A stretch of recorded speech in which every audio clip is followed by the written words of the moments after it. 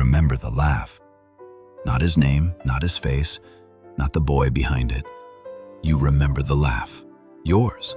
That unguarded, uncomplicated laugh that lived somewhere between your ribs and your throat when you were 9, 10, maybe 11 years old, sitting too close to the television on a Saturday morning while your mother called from the kitchen to move back before you ruin your eyes. The Little Rascals were on. There was that kid, the small one, the dark one, with the hair that seemed to defy gravity and the shoes 2 sizes too large, and the way he said, "Ote," that made the whole living room feel lighter somehow. You didn't analyze it. You were a child. Children laugh at things. What we didn't know then, what perhaps none of us were meant to know, was that the child on the other side of the screen was not laughing. His name was Billie Thomas. He was 3 years old when a Hollywood studio first pointed a camera at him. He was not discovered because he was gifted, though he was. He was not chosen because he was extraordinary, though he was that too. He was chosen because he had the right face, the right size, and the right depth of skin color to fill a very specific hole in a very specific machine. And the machine, as machines always do, used him until he was used up, then set him aside without ceremony, without gratitude, without a single dollar of the fortune his image would go on to generate across the next 5 decades. Here are 2 facts to hold before we begin. When Billie Thomas was working at the peak of his career, his weekly salary was $40. The franchise his face was anchoring would eventually generate revenues in the tens of millions through syndication, merchandise, and licensing deals that stretched across half a century. He received none of that. Not a cent. By the time the industry was done with him, Billie Thomas was 13 years old. This is not a story about a child who made poor decisions. This is not a cautionary tale about the dangers of early fame. This is something more precise and more disturbing than either of those things. This is a documented account of how an industry built a commercial empire on the image of a black child, paid him the minimum it could justify, stripped him of every long-term right to his own likeness, and discarded him the moment his body began to suggest adulthood. Because in Hollywood's calculation of black male value, adulthood was a liability. What we built together on those Saturday mornings was not just entertainment. It was a system, and systems require examination. To understand what happened to Billie Thomas, you have to understand what the country looked like in 1934. Not from 30,000 feet, but from the specific altitude of a black family in Los Angeles trying to survive the deepest economic collapse in American history. The Great Depression did not arrive equally. It arrived like floodwater seeking the lowest terrain, and in American cities, the lowest terrain was always black. By 1934, black unemployment in Los Angeles was estimated at more than double the rate for white workers in the same city. The New Deal programs that were being constructed and celebrated as the architecture of American recovery were, in many cases, administered by local officials who simply excluded black applicants or structured eligibility requirements in ways that disqualified domestic workers, agricultural laborers, and janitors, precisely the occupations available to most black men in that economy. The rhetoric of national renewal was generous and sweeping. The distribution of its benefits was considerably narrower. The Los Angeles that existed for black families in the mid-1930s occupied a geography of strict, invisible borders. Most black residents were concentrated in neighborhoods south of downtown, Central Avenue and its tributaries, in an area that had its own jazz clubs, its own newspapers, its own church communities, its own economy of mutual support built out of the necessity of exclusion from the mainstream one. These were not impoverished communities in any spiritual sense. They were communities of extraordinary vitality, doing extraordinary work with what they had. But what they had was limited by deliberate external design. Housing covenants blocked black families from purchasing homes in most of the city's desirable neighborhoods. Employment discrimination was not merely practiced, it was in many cases codified, normalized, and invisible to those who benefited from it. A black man with the same education, the same skills, and the same work history as a white man earned less, was promoted less often, and worked in worse conditions with fewer protections. This was the world into which the entertainment industry arrived as something that looked, from the outside, like opportunity. Meanwhile, 4 miles from the center of Los Angeles, in Culver City, a different kind of American enterprise was booming. The film industry had survived the Depression better than almost any other sector of the economy. People needed escape. Theaters were cheap, and studios had discovered something valuable. Audiences, particularly white audiences, would pay consistently and reliably for a very specific type of black representation on screen. Not dignity, not complexity, not the kind of representation that required the audience to think of a black performer as their full equal. They would pay for comedy. Specifically, they would pay for a particular strain of comedy that derived its laughter from the premise that black people, and black children especially, were inherently, naturally, endearingly comic. Hal Roach had built a franchise around this premise. He called it Our Gang. By 1934, it was one of the most commercially reliable properties in American film. The short films cost relatively little to produce. They generated consistent returns. The black child performers at the center of the franchise were paid wages that reflected their negotiating power, which is to say, wages that reflected the fact that they had none. Their families had no entertainment lawyers. They had no agents with relationships at the studios. They had no frame of reference for what a fair deal in the film industry looked like.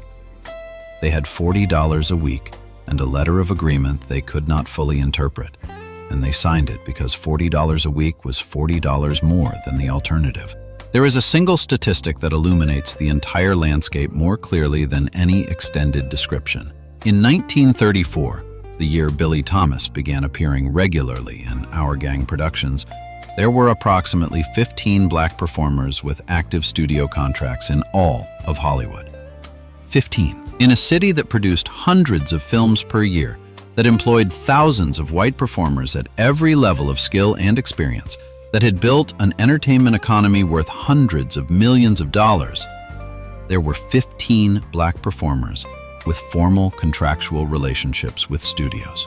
And of those 15, the ones with the most exposure, the most audience recognition, the most commercial value, the child performers in Our Gang, were earning wages that the studio's catering department spent on a moderately sized lunch. The Coogan Law, the legislation that would eventually require studios to hold a portion of child performers' earnings in protected trust, had not yet been written. Jackie Coogan, the white child star whose financial destruction at the hands of his own parents would eventually force the legislature to act, had not yet made the news that would prompt reform. The children on studio lots in 1934 had nothing between them and the contract but the good faith of the adults who signed it on their behalf. For black child performers, good faith was not something the industry had budgeted for. A shadow was already falling across Billie Thomas before he ever set foot on a lot. He simply didn't know it yet. None of them did. That was the design. Billie Thomas was born on March 12, 1931 in Baton Rouge, Louisiana, into a world that had already decided most of the terms of his life before he arrived in it. His father worked as a janitor at a Hollywood apartment complex called the Wilton Apartments. This is the geography of the family's position in the American economy. One generation maintaining other people's property, cleaning up after other people's lives, so that the next generation might have some other option. It is the geography of countless black families in that era, the specific arithmetic of sacrifice that required spending the present in the hope of purchasing a slightly better future. Baton Rouge in 1931 was a city organized by racial hierarchy in ways that were not subtle. Segregation was not a social arrangement that required interpretation. It was architectural, institutional, and legally enforced. The schools were separate, the hospitals were separate, the public spaces were divided. And the consequences of violating those divisions were not administrative. They were physical. A black child growing up in Baton Rouge learned, before they learned much else, that the city contained two cities, one where they could go and one where they could not, and that the one where they could not was generally better resourced, better maintained, and more fully recognized as fully human.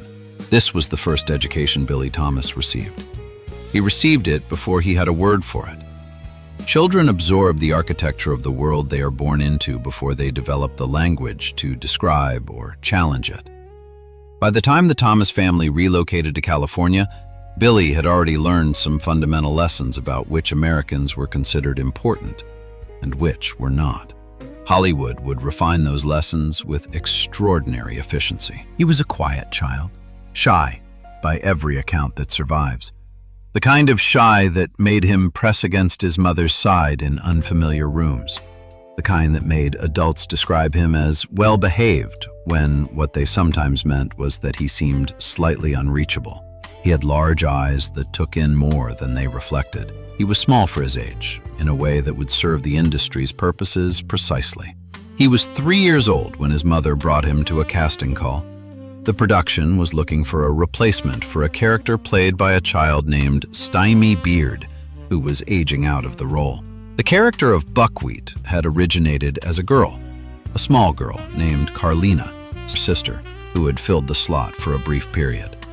The franchise needed a new face that fit a specific template: young, small, dark-skinned, and this was the unspoken requirement that no casting notice would ever articulate, possessed of features that read as comic to a white audience in segregation-era America. Billie Thomas walked into that room and fit the template perfectly. What happened next was not a discovery in any romantic sense. There was no moment when a producer looked at this 3-year-old boy and saw his humanity, his potential, his future. There was a moment when someone looked at him and saw utility. The distinction is not semantic. It determines everything that follows. The contract his mother signed was a document she was not equipped to negotiate. It offered $40 per week, a figure calculated against what the family would accept, not against what the performance was worth. It assigned to the studio the rights to the character, the costume, the name, and every reproduction that could be made from the footage in perpetuity. It contained no provision for residuals, the payments made when a film or television program is rebroadcast or relicensed. It contained no guaranteed minimum term, no protections against abrupt dismissal, and no obligation on the studio's part to provide any transition support when the engagement ended. A small portion of his earnings was to be held in U.S. savings bonds, a provision that was presented as protection for the child, but that would prove over time to be a pale shadow of what genuine protection would have looked like. She signed it. Of course, she signed it. What would you have done in 1934, with a husband mopping floors and a child who had just been offered $40 a week during the Great Depression? The industry understood exactly what it was doing. The industry had built its entire talent acquisition model around families who understood that $40 a week was $40 more than nothing. The power differential in that transaction was not accidental. It was the product of deliberate institutional design. What followed was not the golden beginning that the word discovery implies. It was the beginning of a transaction. In the earliest days, Buckwheat was not yet what audiences would come to recognize. The character was in a transitional phase. Partly the girl Carlina had played, partly something new, not yet fully defined. Billie wore, in those first appearances, a dress. This is not a metaphor. The production had not yet updated the costume for its new occupant.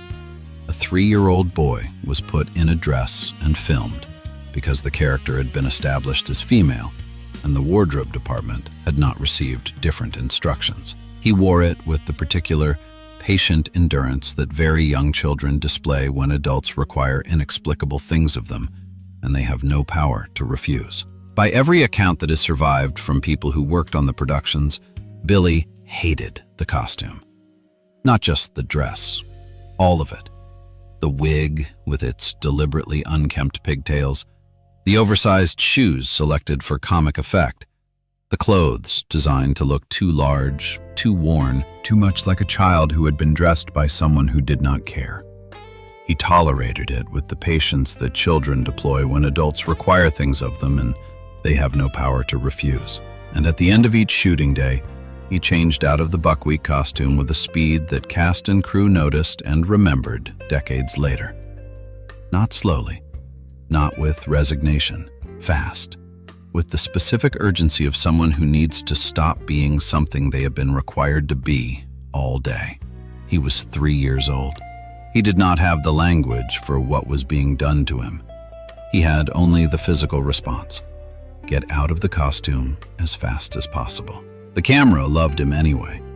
His shyness, that quality that made adults in ordinary life describe him as slightly unreachable, translated on film as a kind of wide, wondering stillness that audiences found irresistible. The fact that his speech was sometimes garbled, sometimes difficult to parse, was not corrected. It was amplified. The character's fractured syntax, the ote that would become his most recognizable contribution to American popular culture, was built in part around the natural speech patterns of a very young child, exaggerated for comedic effect and designed to read as evidence of a particular kind of intellectual limitation. The audience laughed. The audience always laughed. And the machine noted the laughter and kept the film rolling. There is a moment in the early productions, you can find it in the small archive of surviving footage from the period, when the camera catches Billie Thomas not quite in character, just for a second. His eyes drift off the mark, and in that fraction of a second before the performance reasserts itself, you see not Buckwheat, but a boy, a small, quiet, watchful boy who is taking in the room with the same patient attention he will later apply to holding film negative up to a laboratory light. The moment passes. The character snaps back into place. The scene continues. That boy is who this story is about. Not the character, the boy. By 1936, Buckwheat had been redesigned. The dress was gone, not because anyone at the studio had given a moment's thought to the dignity of the child wearing it, but because MGM, which had purchased the franchise from Hal Roach, needed Buckwheat to appear in a feature film called General Spanky, and a girl in a dress was not the right image for the role they had in mind. The role they had in mind was a slave child. Let that sit for a moment before we continue. In General Spanky, Billie Thomas, 5 years old, was required to play a child who had been enslaved on a Mississippi riverboat. His character's function in the film was to wander the deck and ask the white adult characters a specific question. The question was scripted. The scene was filmed. The question was, "Are you my master?" The film was a commercial production with a major studio behind it. The year was 1936, one generation removed from the end of Reconstruction, 20 years before Rosa Parks would refuse to give up her seat in Montgomery, 1 year after the Italian invasion of Ethiopia, and in Culver City, California, a 5-year-old black boy was being paid to ask a white actor if he was his master, in a scene written for the amusement of a predominantly white audience, and the audience found it entirely unremarkable. The new Buckwheat costume, overalls, striped shirt, the afro that would become the visual signature audiences would recognize for the next 5 decades, was designed not to restore dignity, but to establish a different kind of spectacle, the pickaninny. The word has a documented history stretching from antebellum minstrelsy through the popular culture of the early 20th century, and it names a specific stock character. The black child rendered comic through exaggerated features, cartoonish in comprehension, and the implicit assurance that this child existed at a register of humanity safely below the audience observing it. The laughter the pickaninny character was meant to produce was not the laughter of recognition. It was the laughter of distance. Buckwheat was a pickaninny. This is not an interpretive judgment, it is a genre classification.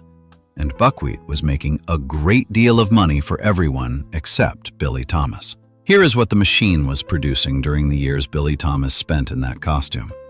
The Our Gang series, in its MGM phase, was generating enough revenue to anchor a significant portion of the studio's short film production output. The shorts were cheap to produce relative to their return. They could be filmed quickly with minimal sets, relying on the chemistry of the young cast and the proven appeal of the franchise. Each film played in theaters across the country, generating ticket revenue. When television emerged in the late 1940s and early 1950s, the syndication rights to the Our Gang library became immediately enormously valuable. The films were rebroadcast continuously from the early 1950s through the 1980s, reaching audiences that dwarfed the original theatrical viewership by several orders of magnitude. The merchandise licensing, lunchboxes, toys, novelty items, promotional materials, generated additional revenue streams that required no further participation from the performers who made the films. Billie Thomas's weekly salary was $40. For context, in 1938, the year Billie appeared in more Our Gang shorts than any other single year of his career, a skilled tradesman in the Los Angeles construction industry earned between $50 and $70 per week. A junior studio executive earned significantly more. The catering contractor who supplied food to the Our Gang productions earned more per week than the child at the center of those productions. The network that would eventually purchase the syndication rights to broadcast these films as The Little Rascals would pay more for a single broadcast cycle than Billie Thomas earned across the entirety of his career. The black discount, that is, the most accurate name for this practice, was not an accident of market forces. It was policy. The studio knew precisely what the franchise was worth.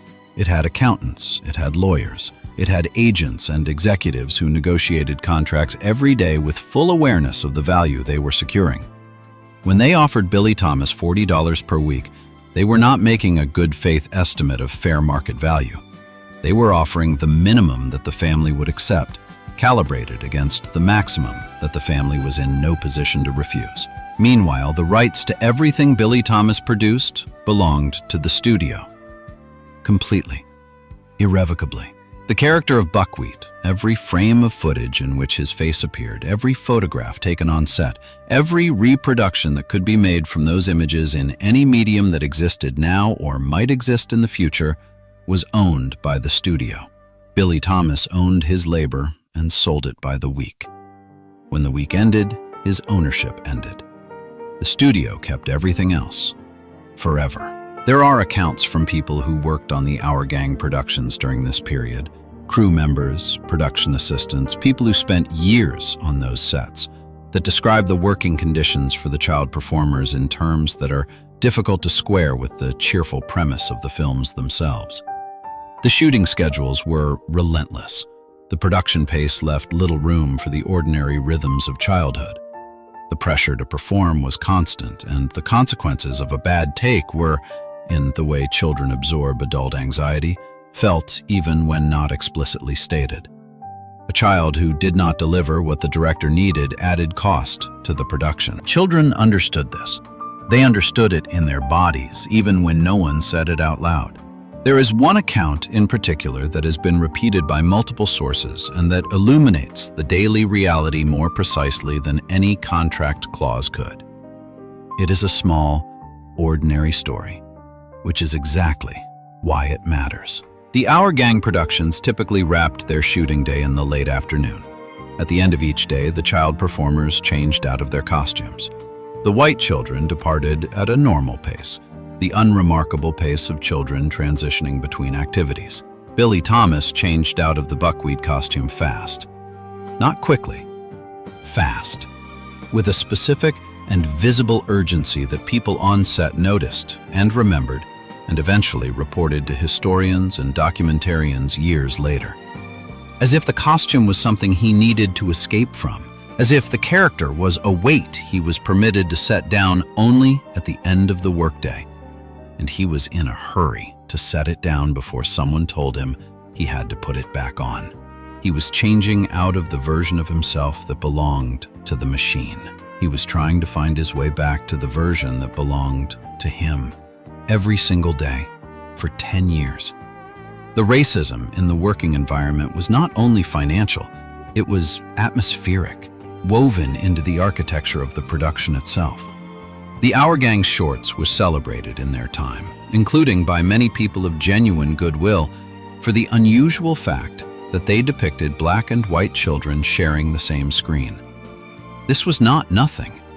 In the segregated entertainment landscape of mid-century America, shared screen time between black and white performers was genuinely unusual. But the terms of that screen time require examination. The black children in Our Gang existed in a specific narrative register that the white children did not. They were frightened by ghosts. They spoke in fractured syntax.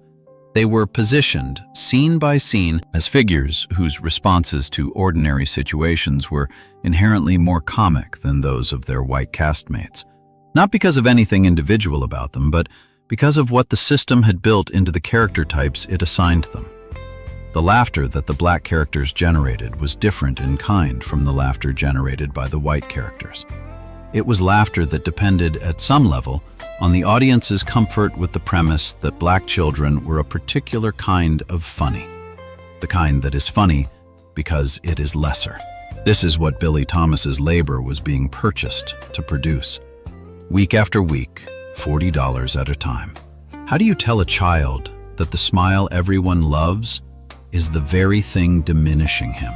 How do you explain to a 6-year-old, to a 10-year-old, that the audience's laughter is built, partly, on the assumption that he is less than the white children standing beside him in the same frame?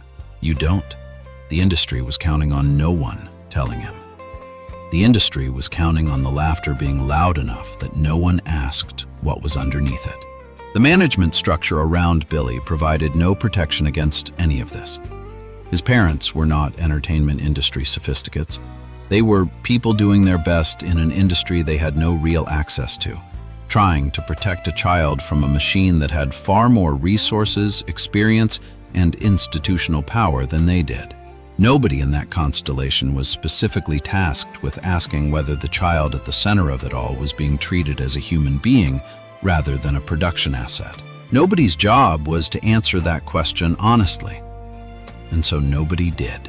No residuals, no health care, no educational support, no psychological resources, no retirement provision, no rights, nothing but the costume and the camera and the $40 at the end of the week. Here is a number worth sitting with. By the mid-1950s, when television stations across America were broadcasting The Little Rascals to an audience of millions of children, including children whose older siblings had been in the original theatrical audience, the syndication rights to the Our Gang library were generating significant annual licensing revenue for the corporate entities that held them.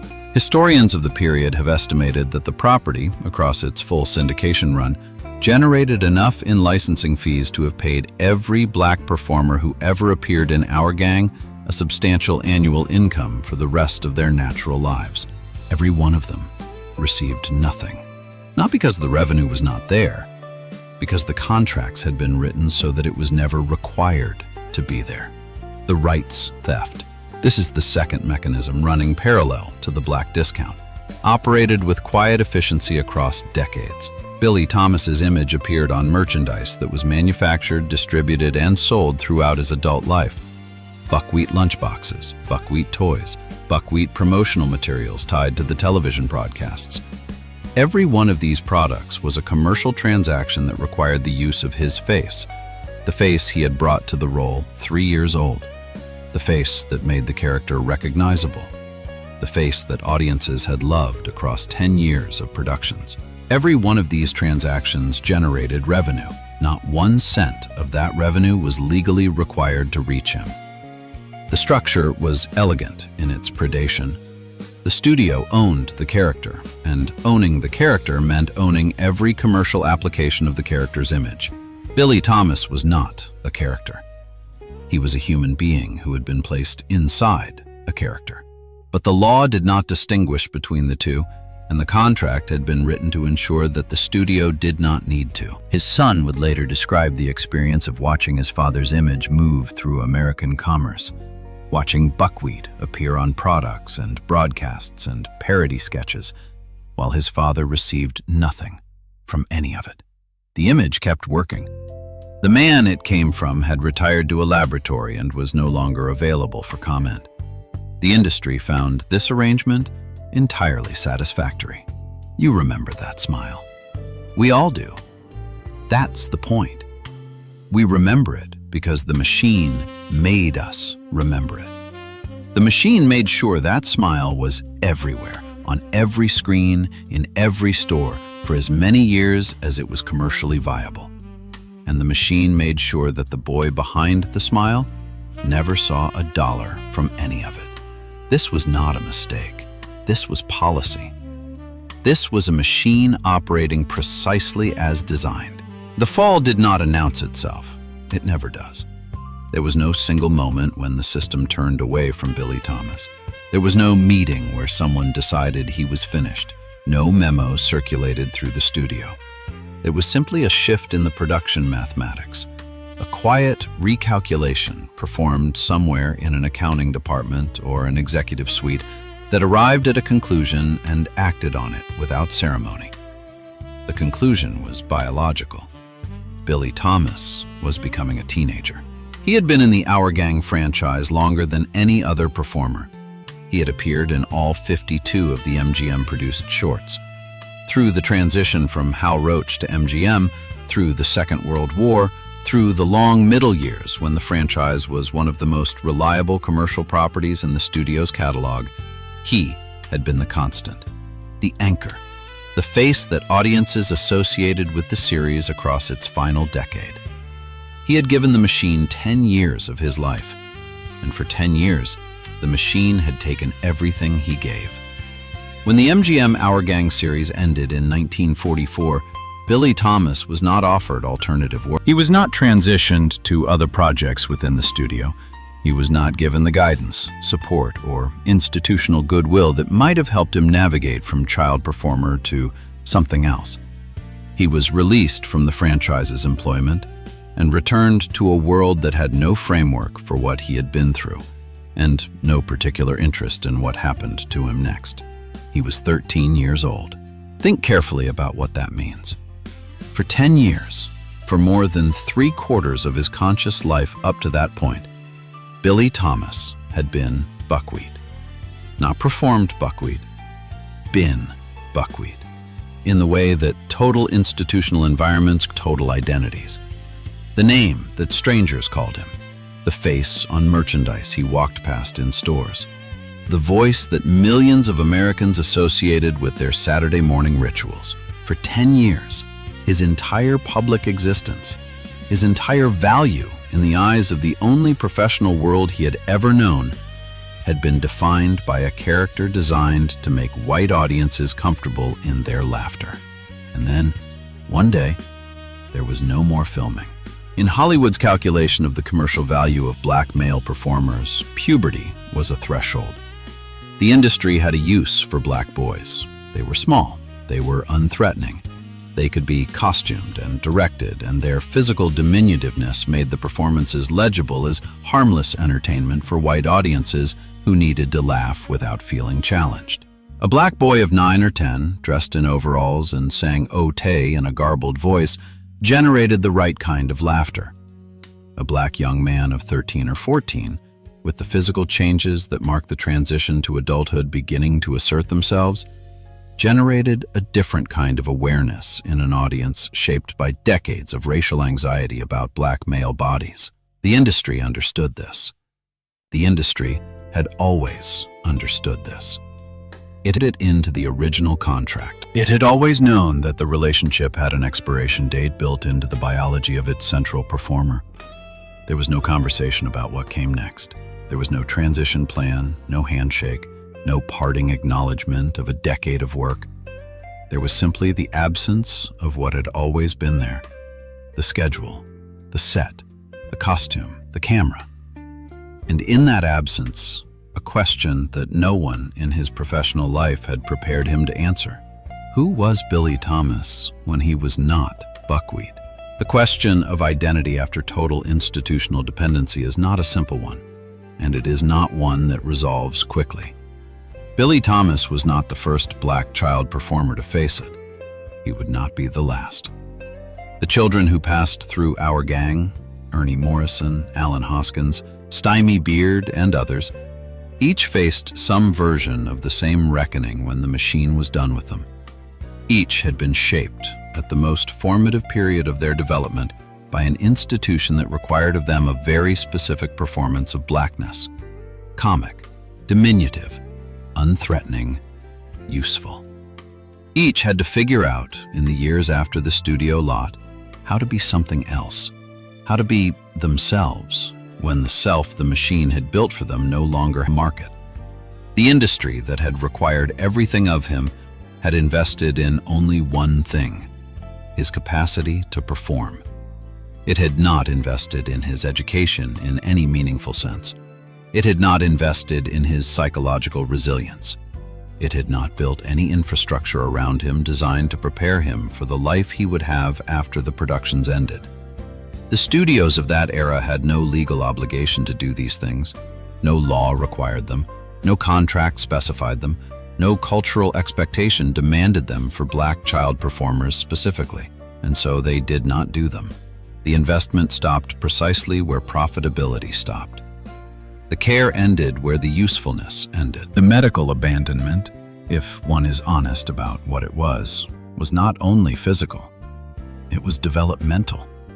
The failure to invest in who Billie Thomas would become after the franchise ended is as real a form of abandonment as any other. High school, by what accounts survive, was difficult. The transition from being one of the most recognized children in America to being simply a teenager in a classroom required a social fluency that had not been part of his formation. He had been trained to exist in front of a camera, in relation to an audience, within the rhythms of a professional production, the ordinary social rhythms of adolescence, the particular work of constructing an identity when no one is watching, of figuring out who you are when your value is not being measured by an audience's laughter, were rhythms he had never learned. He had always been watched. The watching had always mattered. Now, suddenly, the watching had stopped, and the silence was enormous. What follows in the documented record of the years after 1944 is sparse. This is itself significant. When Billie Thomas was Buckwheat, the industry produced documentation of his existence in abundance: production records, publicity photographs, financial ledgers, scheduling documents. When he was no longer useful, the documentation stopped. The system that had maintained meticulous records of his professional output had no interest in recording what happened to him afterward. He became invisible in the archive precisely at the moment he needed the most support, and the invisibility itself is a form of evidence. You document what you value. The industry's silence about Billie Thomas's post-franchise years tells you exactly how much it valued him as a human being. And then, the Army. Billie Thomas enlisted in the United States Army in 1954 at 23 years old. He was, by then, old enough to have spent a decade trying to figure out what came after Buckwheat, and young enough to still be genuinely searching. The military offered something the entertainment industry had never offered him: an evaluation system that was not based on his ability to amuse a white audience. You met the standard, or you did not. Your performance was measured against objective criteria. The question of whether your face had the right qualities for a particular role was not on the table. He thrived. The Army awarded him the National Defense Service Medal, the Good Conduct Medal. These are not honorary awards. They reflect demonstrated, sustained excellence, the kind of consistent reliability that a shy boy from Baton Rouge who had spent his childhood in a costume he hated had always been capable of, when the evaluation was honest and the terms were fair. What Billie Thomas proved in the Army was what the entertainment industry had never bothered to discover: that there was considerably more to him than Buckwheat. The shyness, the stillness, the watchfulness that had been exploited for comic effect on screen were, in a different context, qualities of genuine substance. He was patient. He was reliable. He paid attention. He followed through. These are not small things. The army recognized them and rewarded them. The entertainment industry had used them up without noticing what they were. He was honorably discharged. He returned to civilian life. The industry came calling. There were offers, small parts, peripheral roles, the kind of work that studios occasionally offered former child stars who remained recognizable. The phone rang. Billie Thomas considered the offers carefully and said no. Not dramatically, not bitterly. He said no in the specific, clear-eyed, practical way of someone who had seen the machine from the inside and knew exactly what it was. His words are preserved in interviews from the period and deserve to stand unparaphrased. "I'm not really interested in the headaches of performing. Even big stars have to hustle for parts. To me, it is a rat race with little security." A rat race with little security. 7 words. The most accurate description of the Hollywood system that Billie Thomas ever produced. He had been in the machine. He had been processed by it. He knew what it felt like from the center, and he was not interested in returning. Even for the marginal roles the industry was now willing to offer the adult version of the child it had made famous and then forgotten. He chose something else entirely.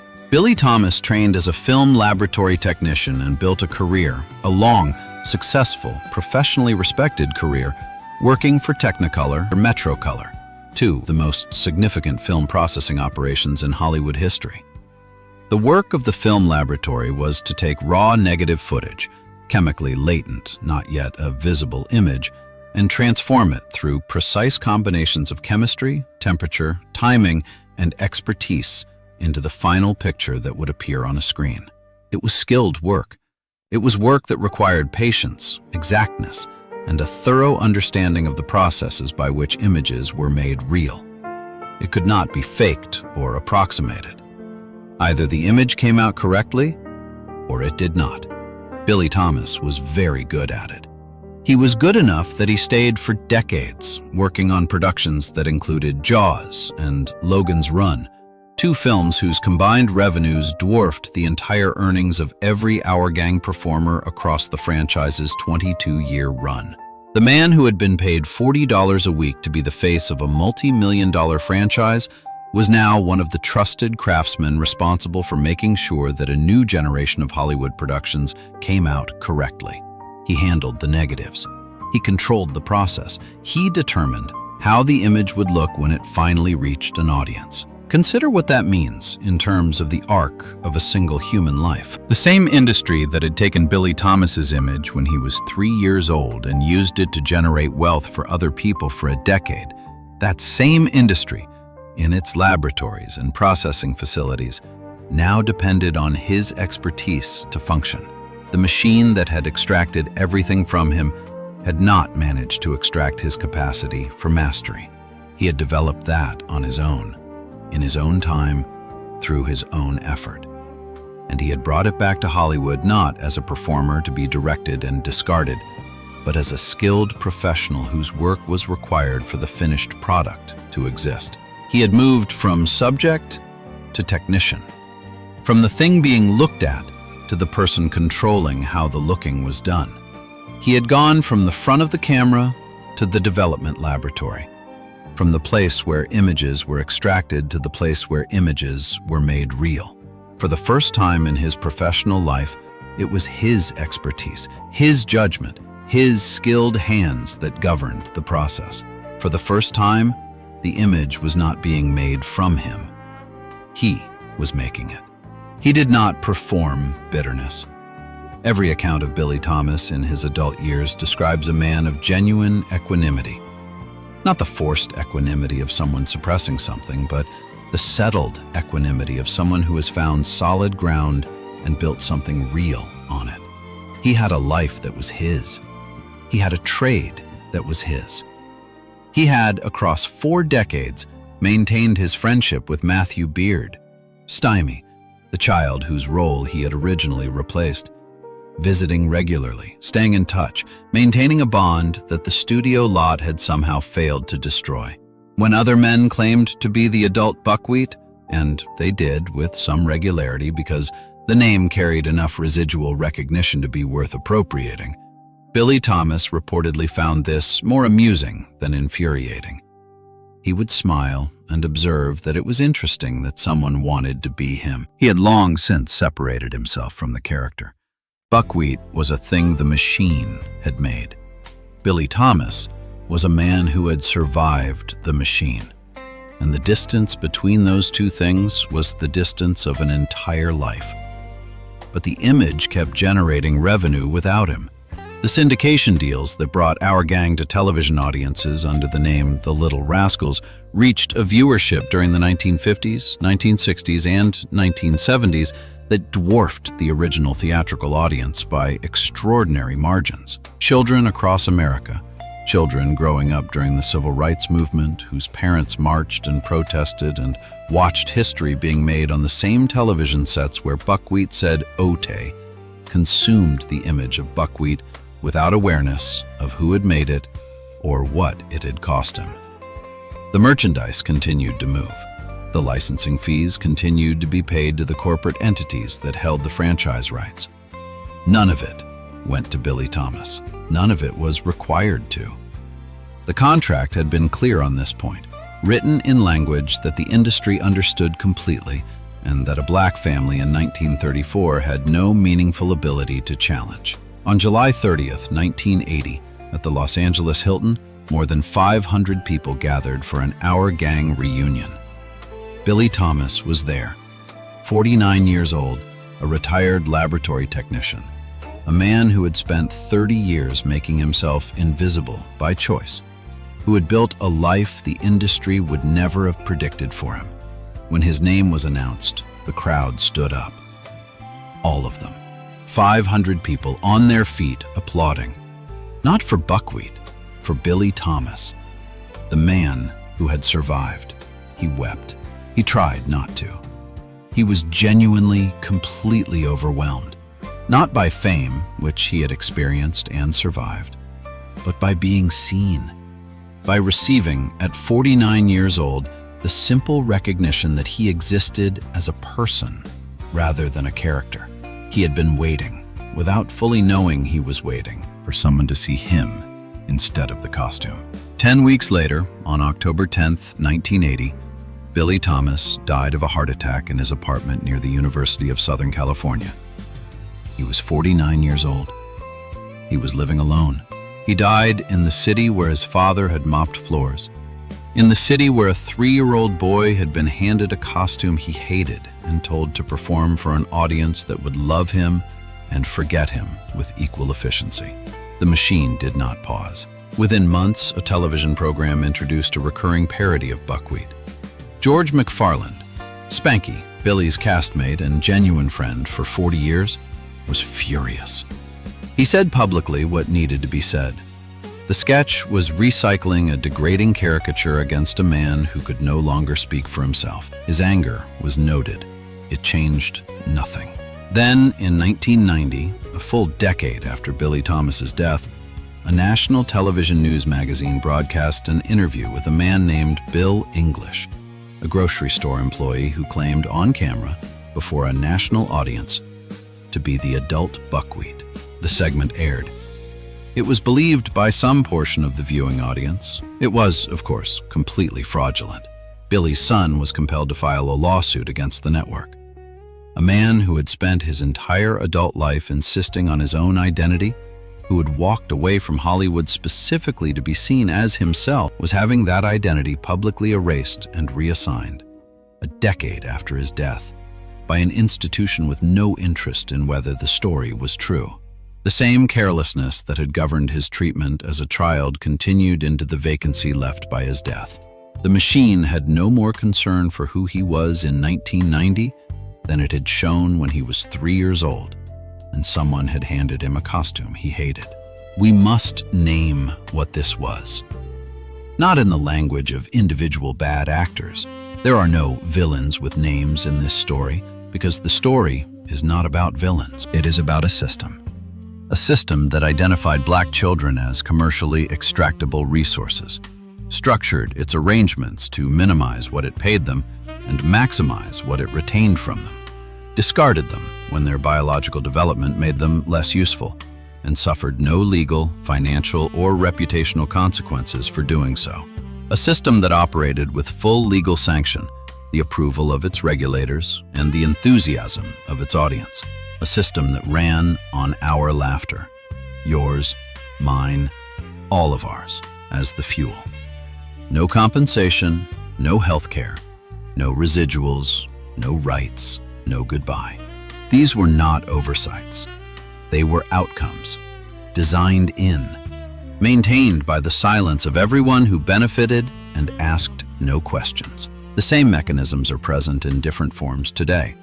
The ownership structures that strip performers of long-term rights to their images have become more sophisticated, not less prevalent. The disparities in compensation between black performers and white performers at equivalent levels of fame are documented, recurring, and persistent. The treatment of child performers remains a subject of ongoing legal and regulatory concern.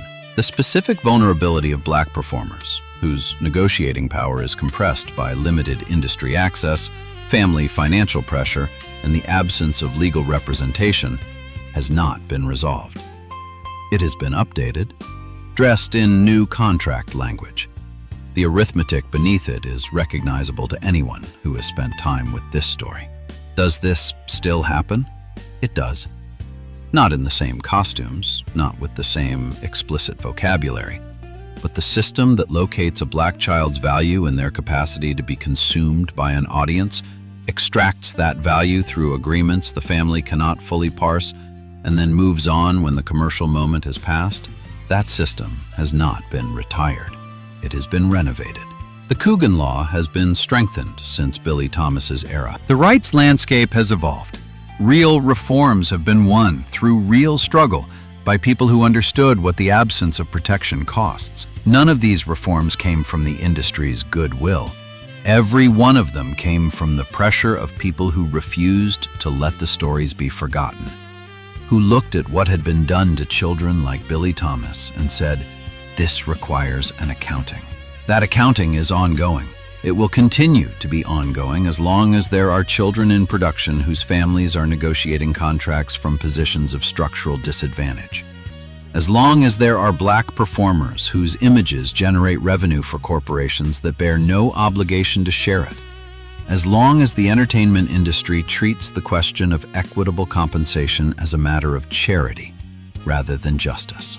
We loved Buckwheat. That is true. We loved him in the way the machine required, without asking who was underneath the costume, without wondering what happened when the cameras stopped. We were children, most of us, when we did this loving. We did the best we could with what we knew. We loved him the best way we knew how, in the time we had. And it was not enough. And knowing that it was not enough is something we are responsible for now. Even if we could not have known it then, that is not an accusation. That is an invitation. The difference between an audience that consumes and an audience that asks questions is the difference between a system that continues and a system that is required to justify itself. If this story has reached you, if you have stayed with it from the Saturday morning in your memory to this moment, then you already know more than you knew before. And knowing more is not a burden. It is a small instrument of the change that Billie Thomas deserved in his lifetime and did not receive. This story is not a verdict on the audience. It is a verdict on the system. It is a statement that a structure which extracts wealth from black children, strips them of their futures, and calls it entertainment, is a moral failure, not a lapse, not an oversight. A designed failure, maintained by the silence of everyone who benefited and asked no questions. There is one image to carry from this story. Not the costume, not the fractured ote, not the frame of a small boy looking slightly off camera, waiting for the shooting day to end. One image. A man, in the quiet dark of a professional laboratory, holding a strip of film negative up to the light. examining it with the patience of someone who knows exactly what they are looking for, adjusting what needs adjusting, making sure the image comes out true, doing work that required in equal measure expertise and trust in his own judgment, the two things the industry had spent 10 years trying to make certain he would never develop. For the first time in his life, it was his hands on the image. For the first time in his life, he decided how it would look. That was Billie Thomas at his most himself, not on the lot, not in the costume, not in any of the thousands of frames the machine used to make its fortune. In the dark, with the negative, making something true. He knew better than anyone what an image could hide. He spent 30 years making sure the picture was honest.